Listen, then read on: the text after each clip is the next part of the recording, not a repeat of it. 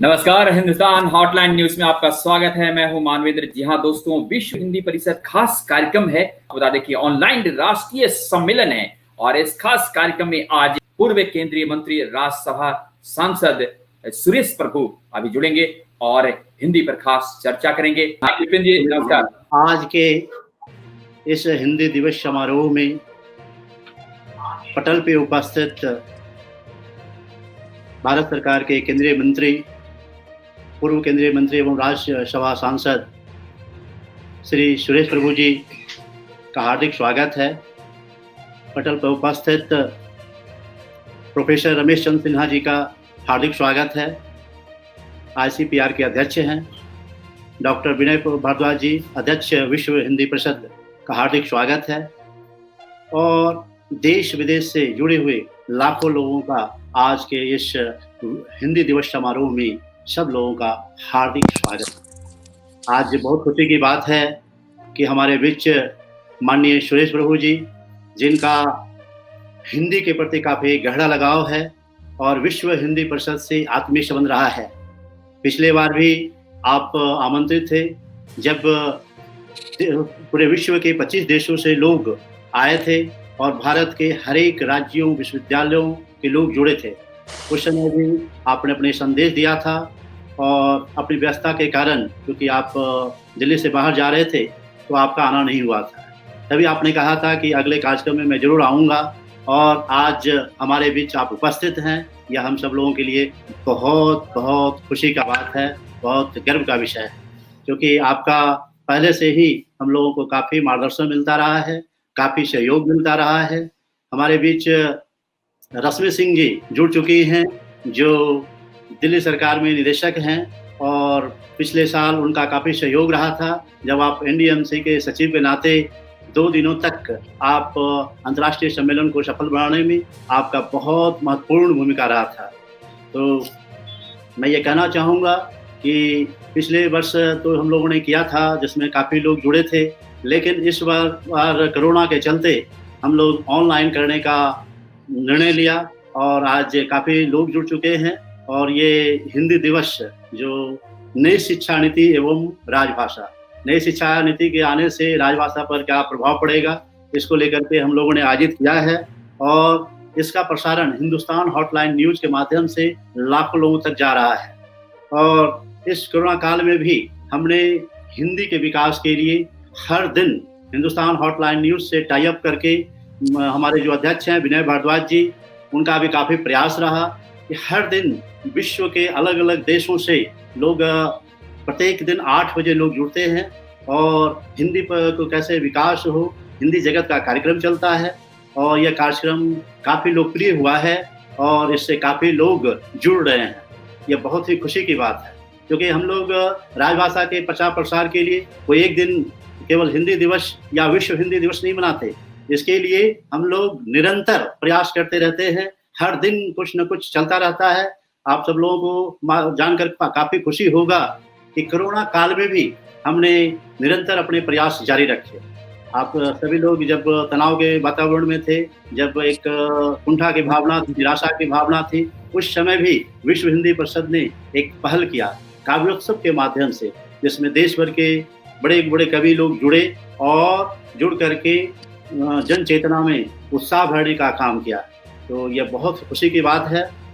विश्व हिंदी परिषद लगातार प्रयास करते रहती है और सबसे बड़ी चीज़ है विश्व हिंदी परिषद का कि जितने भी देश और विश्व में जो छोटी छोटी संस्थाएं हैं, उन सारी संस्थाओं को इकट्ठा करके उनको एक दिशा निर्देश दे करके कि कैसे हिंदी का प्रचार प्रसार हो, इसमें काफ़ी सफलता पाई है। देश भर के 200 से ज़्यादा संस्थाएं इस जुड़ चुकी है और आज माननीय प्रधानमंत्री के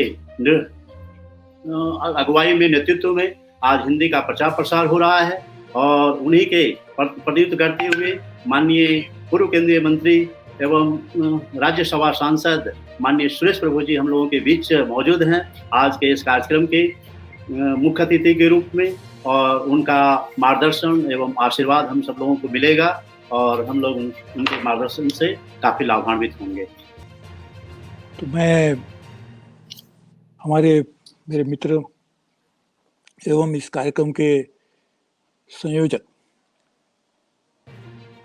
डॉक्टर विपिन कुमार जी को बहुत बहुत धन्यवाद देता हूं कि इन्होंने आज के दिन, जो हमारे लिए अहम महत्व का दिन है, ऐसे दिन एक बहुत ही अच्छे कार्यक्रम का आयोजन किया है,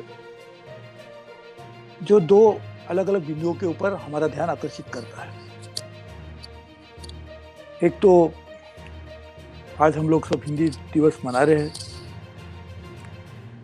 और हिंदी दिवस मनाने का महत्व हम जानते हैं कि राष्ट्र की पहचान अलग अलग बिंदुओं से की जा सकती है, लेकिन भाषा एक उसका अहम, उसकी पहचान का एक कारण है। क्योंकि देश एक भौगोलिक दृष्टि से जाना जाता है, और राष्ट्र संस्कृति और भौगोलिक दृष्टि से भी जाना जाता है। सिर्फ भौगोलिक स्थितियों से राष्ट्र की पहचान नहीं होती, उसके साथ साथ संस्कृति भी जुड़ी जाती है। संस्कृति और भौगोलिक स्थिति को मिलकर राष्ट्र बनता है। तो संस्कृति कहाँ रहती है? देश में, राष्ट्र में लोग तो रहते हैं, उसको हम नागरिक के नाते जानते हैं। रहने के कारण, यहाँ पैदा होने के कारण उनको राष्ट्रीयता भी मिलती है, नागरिकता मिलती है। लेकिन संस्कृति कहाँ रहती है? संस्कृति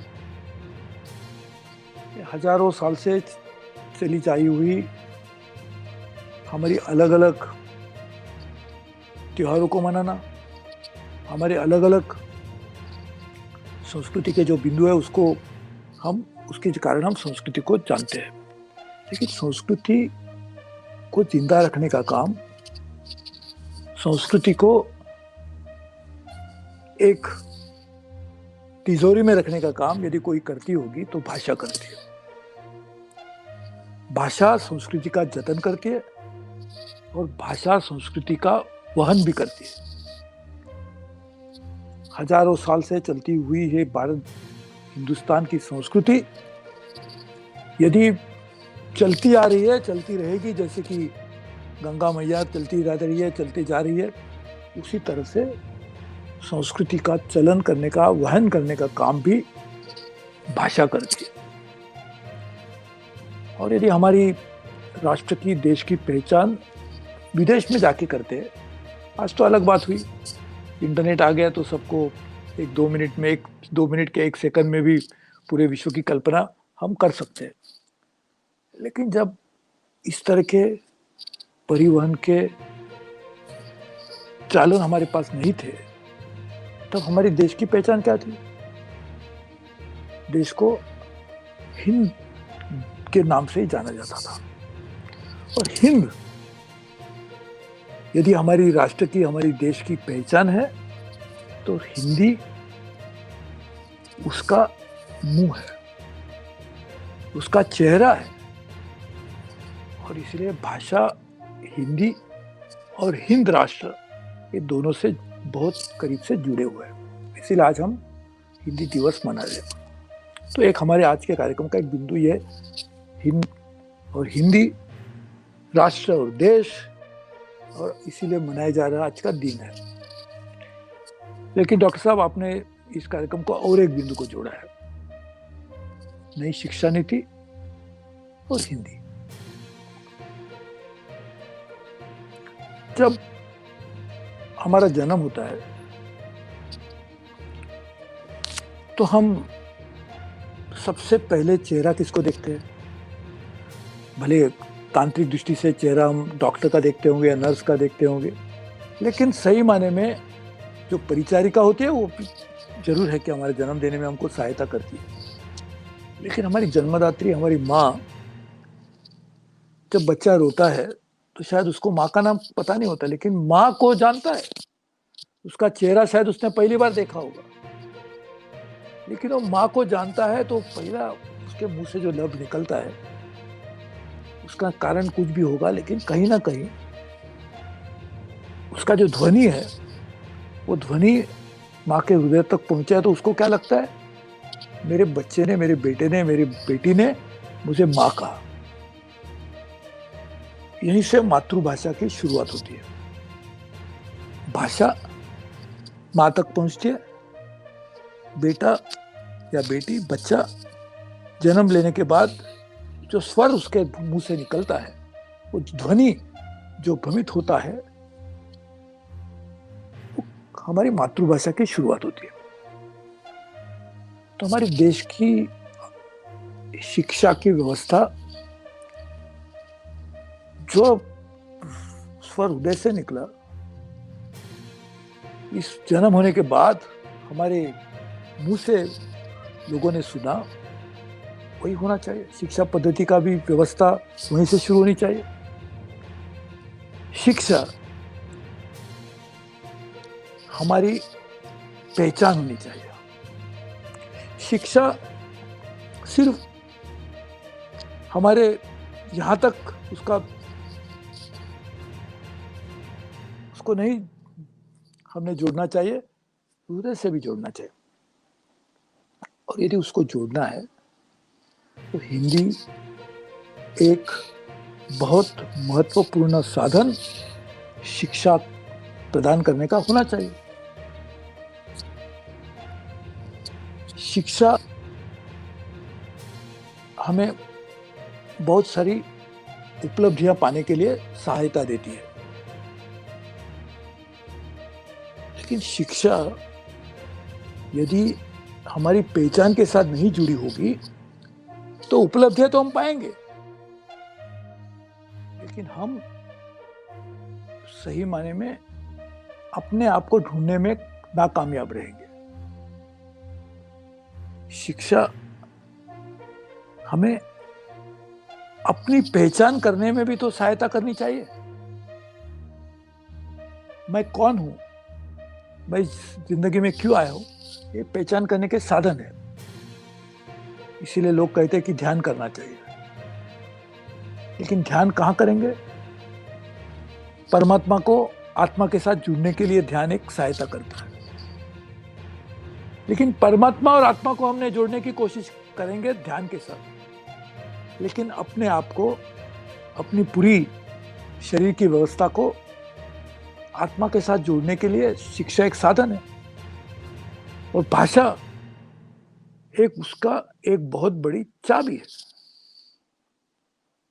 इसलिए मैं समझता हूं कि हमारी आने वाले दिनों की शिक्षा व्यवस्था पूरे विश्व के अलग अलग चिंताओं के साथ, अलग अलग विश्व के संशोधनों के साथ जुड़ने का काम तो करनी ही चाहिए, वो तो शिक्षा व्यवस्था होनी ही चाहिए। लेकिन ये सब हम विश्व को ढूंढने चलेंगे, अलग अलग ग्रहों के ऊपर हमारा ध्यान रहेगा, लेकिन खुद को भूल के हुए हम ये सभी कभी चिंता नहीं कर सकते। तो इसलिए शिक्षा व्यवस्था, शिक्षा देने का साधन, शिक्षा प्रदान करने की प्रणाली, ये हमारी मातृभाषा और हिंदी के साथ जुड़नी चाहिए। और यही काम प्रधानमंत्री नरेंद्र मोदी जी ने नई शिक्षा प्रणाली, नई शिक्षा व्यवस्था लाने में किया है। मुझे इस कार्यक्रम के बारे में पता नहीं था, क्योंकि दिवस के बारे में पता था लेकिन कार्यक्रम के बारे में पता नहीं था। मुझे पता चला कुछ समय पहले, लेकिन मुझे दूसरी कार्यक्रम जाने के बावजूद भी मैंने कहा कि नहीं, मैं इस कार्यक्रम में जरूर आऊँगा और आप मुझे आने का मौका भी दीजिए। इसलिए मैं और विस्तार से भाषण नहीं करूँगा, लेकिन मैं इस बात पे जरूर सभी का ध्यान आकर्षित करूँगा कि यदि ये हमारी संस्कृति, हमारा राष्ट्र, हमारी पहचान, हमारा अस्तित्व जिस दिश से जुड़ा हुआ है वो है संस्कृति, और उसको कायम रखने के लिए भाषा परिभाषा का एक साधन है। इसलिए उसको जिंदा रखना जरूरी है, उसको बढ़ोतरी देना आवश्यक है। और भाषा के माध्यम से जो हम शिक्षा पाते हैं वो भी हमारी संस्कृति से, हमारी राष्ट्र की संकल्पना से जुड़ी होनी चाहिए। हर व्यक्ति राष्ट्र को बड़ा करती है, लेकिन व्यक्ति को बड़ा करने का काम भाषा करती है।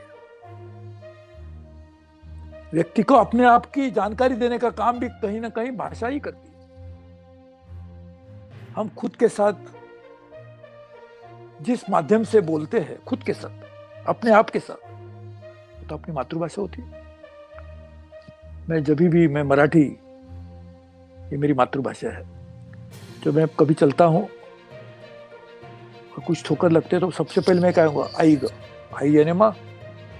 सबसे पहले मुझे पहचान आती माँ की, लेकिन वो मदर नहीं कहता हूँ ना, या मैं अपनी माँ को जिस भाषा से संबोधित करता हूँ उसी से तो मैं कहूँगा। तो इसलिए अपने पहचान को भूलते हुए हम राष्ट्र को बड़ा नहीं कर सकते। राष्ट्र को बड़े करने के बिना हम कभी जिंदा भी नहीं रह सकते। और हमें जिंदा रखने का कारण संस्कृति रखने का कारण भाषा है। भाषा हिंदी, हमारी देश की पहचान हिंद राष्ट्र की पहचान हिंदी से आई। इसलिए सभी के साथ जुड़ते हुए आपने कार्यक्रम का आयोजित किया, उसके लिए धन्यवाद देता हूँ। आपने मुझे आमंत्रित किया, उसके लिए तो आपको कुछ भी कहूँगा, कोई भी शब्द मेरे पास नहीं है जिससे मैं आपको धन्यवाद देने में कामयाब रहूँगा। लेकिन आपको बहुत बहुत शुभकामनाएं देता हूँ। और मेरी भाषा हिंदी राष्ट्रभाषा है, देश की भाषा है, लेकिन मेरी भाषा मराठी होने के बावजूद भी मैं हिंदी में भाषण करने का जो प्रयास किया, उसमें यदि कोई गलती हुई होगी तो आप मुझे माफ़ करेंगे, ऐसी अपेक्षा भी रखता हूँ। बहुत बहुत धन्यवाद। जय हिंद, जय हिंदी।